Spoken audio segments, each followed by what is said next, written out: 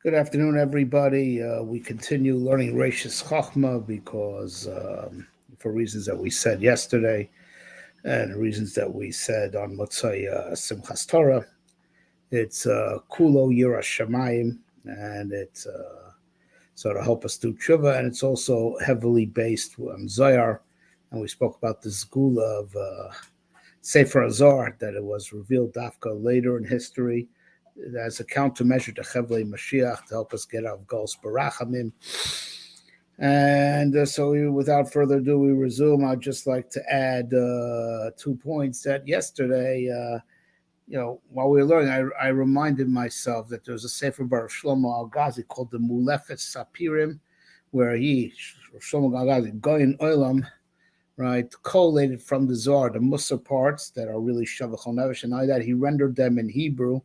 So he's a bar samcha. You could rely on Rav Shlomo Al-Ghazi at the Shema Shlo, the Gufei Halachas. It's called his sefer called Gufei Halachas. The Halichos Eli, wrote so many very huge Lamdisha Sfarim, classical Sfarim. I believe it was the father of the Rit Al-Ghazi, the grandfather of Rit Al-Ghazi. It was the grandfather of Rit Al-Ghazi, father of Yaakov Yisrael Al-Ghazi. Al-Ghazis are family of geniuses, right? You can rly on a man of his stature to, collate the Zohars that are Shavel Chol Nefesh, and also he translated them into Hebrew. So he could rely that the translation is accurate because it was done by a Gavra Rabbah like Shlomo Al-Ghazi. And even though he already did the heavy lifting of selecting the pieces that are apropos for everybody, and also translate them to Lashon HaKodesh. But anyway, we will start a series of Mulefes Sapirim anyway, even though I think most people can learn it themselves. And that's coming up. All right, without further ado, let's continue where we left off yesterday in the Reishis Chochma. We were talking about the idea of doing Lishma is to do Amanas Lasos. His understanding of Lishma, and he's going to double down on that thesis. It was like, what's Torah Lishma? So according to the Reishis Chochma, Torah Lishma is Torah Amanas Lasos. And Torah that's Amanas Lasos is Torah that you'll get there to do it Amanas Lasos, which to him is to do it Lishma if it starts off with YIRAS SHAMAYIM. And, the very last thing that we did was a Zohar that talks about the interrelationship between the Asiya, which is doing mitzvahs, and the Torah, that the Torah has to be Amanas Lasos. It's a relationship, says the Zohar that we did yesterday, that we ended off with, that the mitzvah is the candle, kiner mitzvah, and Torah is the or. So now, and the or and the ner need each other. The candle needs to be lit from a light source. The candle holds light, but doesn't give off light. Be'etzem, it has to be lit. So the Torah lights up the mitzvah, right? But the Torah needs the mitzvah also, because when light that doesn't attach itself to a kli, doesn't attach itself to a wick that's attached to a fuel base that's in a vessel to hold the fuel base together. Right, this firm say nefesh is Rashi Tevas ner psila shemen, right? That to have a soul is it's a candle, which involves so the ner is actually the kli, the vessel that holds the oil, right? That's what's called the ner per se, and you fill it up with oil, fill up with a wick. But these things don't have their own light, but they give an anchor to the light. So the spark that ignites it, that spark would disappear if it's not chal on a candle. So for Torah to have a kiyum, it needs to go into a candle, and the candle needs the Torah to give off light. And that was the last Zohar that we did. It's at the end of yesterday's recording. So now he wants to, in these ideas that we just recapped, he wants to further, double down and further explain these ideas with another Zohar. And that's what he opens up with, quoting another Zohar. Starting in his bar, Parshas Mishpatim, right? And the depth of these ideas that we put forth are further explained in the Zohar and Parshas Mishpatim. Zel shows what the Zohar says. V'in doskim b'Torah b'mitzvah lishma the kutsha brichu. Those who are Isaac in Torah mitzvahs lishma sha'kodesh baruch hu v'shchinte. That being for Hashem and for Shechina. So I guess we should, even though he's not coming to explain this particular point, but I suppose we should explain it. We say kutsha brichu shchinte, right? Of course, there's only one indivisible God, but he has different hanhagot that he is noheg with us, and one is called kutsha brichu, where he's mashpia, right? He emanates from heaven to earth, but on earth you need a receptacle to be makabel that hashpa, and that's the Shechina. Or that's v'shachanti b'socham. That's the divine presence amongst us. The divine presence amongst us. The Shechina is makabel from kutsha brichu, and we want to unite kutsha brichu with shchinte, the shefa with the kli that's makabel shefa. You need them to be aligned. If they're not aligned, God forbid, the shefa, God forbid, it's not just not received, but God forbid, it could be worse than that. It could actually go to the forces of evil. Could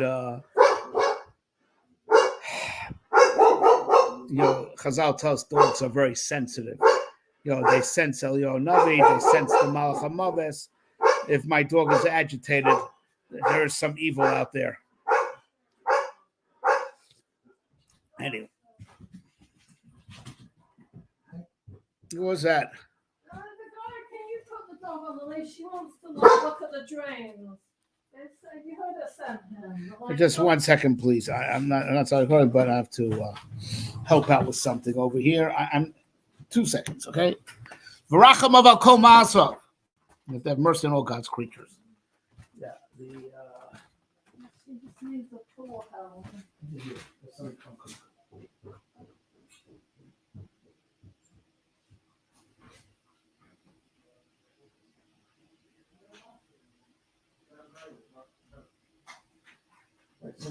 Come.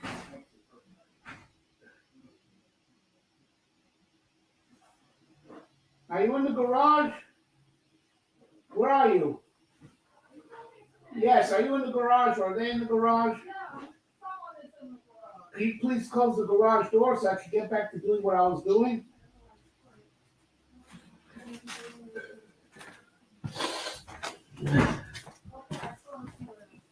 All right, sorry about that. Okay, anyways, so we need the kutsha brichu. That's what these two terms. Kutsha brichu is the emanations that Hashem sends us, and the Shechina is another emanation he sends us. That's the receptacle, and it's also the divine presence that's amongst us. We are makabel from HaKadosh Baruch Hu, and we can makabel from him this direct shefa because of the Shechina. The Goyim don't have the Shechina amongst them, so they also can't get the shefa directly from God the way we do. Right, and this is just like the Beis Mikdash is the place where the Shechina is. It's makabel, all the shefa. Goyim don't have the Shechina amongst them, and they also can't be makabel, this type of shefa from HaKadosh Baruch Hu directly. They get what trickles down through us or what gets diffused or deflected, but certainly not direct. It's not the target of kutsha brichu. The target kutsha brichu is shchinte, and we have to make sure that alignment's there. The alignment between kutsha brichu and shchinte. That's okay. That's enough for our purposes. You could always email me if you have any questions. So you do l'shmar kutsha brichu shchinte shel masakal pras. You do it for the sake of kutsha brichu shchinte, for the hanhaga of how Kosh mashpia, and for hanhaga how he dwells kiviyachol, sends a shefa that dwells amongst us, which is the makabel of everything that the kutsha brichu is mashpia, and we have to make sure that everything is aligned, that there's a cosmic alignment of kutsha brichu shchinte between the shefa and the koach to be makabel and harness the shefa, and all that shalom rasakabel pras, not wanting any type of reward. Right, we just do it because it's the right thing. Ela kivra, the iu mechuyev b'ikor, we should do mitzvahs, l'shem kutsha brichu shchinte, which is just to do the work that Hashem wants us to do of making the cosmic alignment. So yichud kutsha brichu shchinte is our job of making cosmic alignment. Kutsha brichu is one type of shefa that is mashpia, and shchinte is another type of thing that the one indivisible God is mashpia to us. That is the divine presence that is amongst us. right? And is makabel, and we with our avodah have to, build up both hanhagas and make sure that the two hanhagas are perfectly aligned, the hashpa and the kabbalah, and we have to do it shalom and asla kabo pras, not with any intention to get a reward. Like a son that is obligated to honor his father, V'man, and his mother. It kasher vadai. So a person who does it for that purpose, he's doing so. This ties into the way we explained it, right? So now you're making a cosmic alignment of kutsha brichu shchinte because that's your job, not because you're going to benefit. But of course, you do it because just for the sake of making alignment. So you're aligned there also. You're tied in to that alignment also. And you are in the middle post, the central post, which is really kutsha brichu. The Amuda Dem Tzaisa, right? The central post, and the Shechina at the central post, locks into Vekilu Be'avuchad, and it's through him, right? Right, and it's through him that it's all one, right? You made the cosmic alignment, right? Right. Right, because you did it for that purpose, so it's like this cosmic alignment. You did it for the purpose of just doing the right thing. So this a cosmic alignment will be credited to you. It's like, it's all through you that the alignment's there. You're plugged into that alignment that you created, and you successfully created that alignment because you did it for just the purpose of making the alignment. All right. Uman dispay Torah below mitzvah below Torah. But if God forbid you have Torah without mitzvahs, right? You're only interested in the learning, the other pursuit, or you do your mitzvahs, but you're not interested in learning Torah, right? So you have either the mitzvah without the Torah or the Torah without the mitzvah. Peruda, right? So it's like things are separate.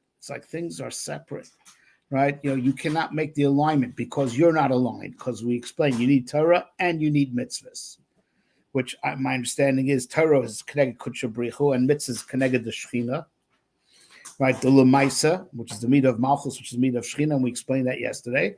So you need Torah, which runs parallel to the Hanhog of kutsha brichu. You need mitzvahs, which runs parallel to the Shechina. If you have one without the other, you're not aligned. You're missing one of the components, and therefore the cosmic line will not be made. These things will remain separate.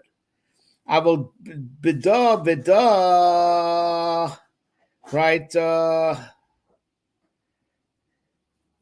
Right. But if you have both, you have the Torah and the mitzvahs, right? So even though the mitzvahs are very diverse, and Torah is also very diverse. And part of the diversity is right side versus left side, which is the minimal diversity. There, of course, all different permutations. Right side chasodim, left side gvuras. We have a lot of mitzvahs that are demand like doing chesed. They have mitzvahs of being tough, like meting out justice to terrorists. That's gvura. So you have mitzvahs that are min small. You have Torah. There's Torah that's called mipia gvura, and there's also that Torah that's called Omar Rahmana, right? Torah's chesed al shayna, right? So there's diversity that goes to the right, to the left. There's diversity in the learning, there's diversity in the mitzvahs, but it's like a tree. It's one tree. The anfoy mispardin, the branches branch out to the right side and to the left side. But the tree itself is the strong central pillar that's anchored into earth, Malchus, Shechina, right?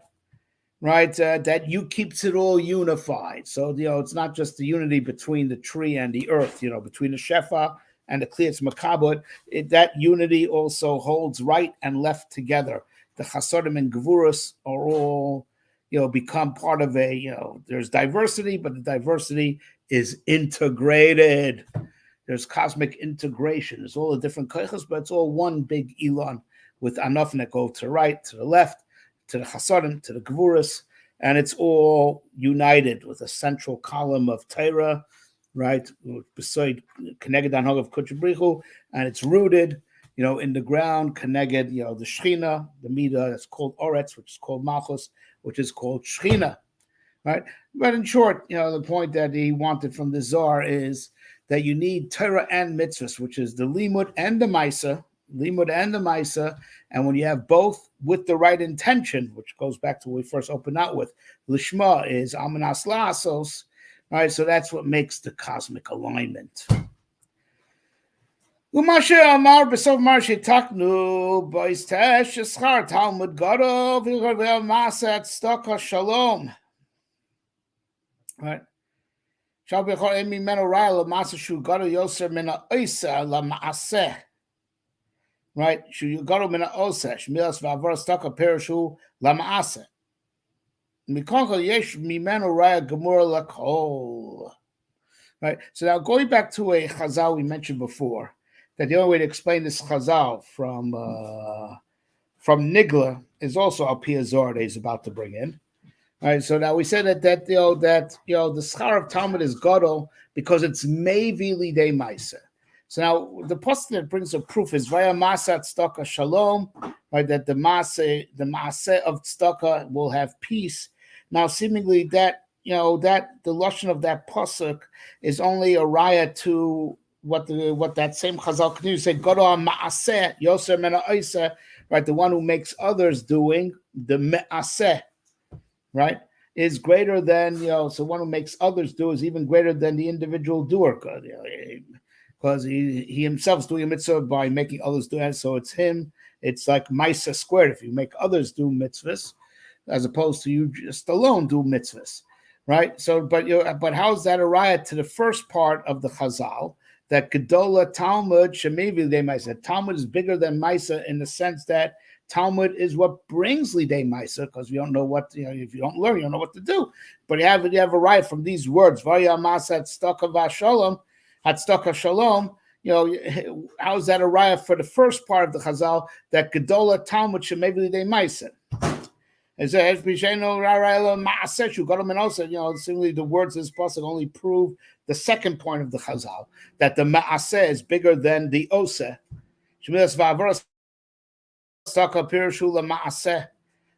Right, because could have just said, it could have said avodas hatzedakah, right? But it says ma'aseh, so the one who makes others give tzedakah, right? But if you really understand the depth of it, you'll see how these words of the pasuk is a raya for both ideas. The idea of gadol ha'ma'aseh yosem mena oseh, and also that gadol talmud shemevi lidei ma'aseh. How so? V'hu kamo shepirshu b'zohar parshas miketz.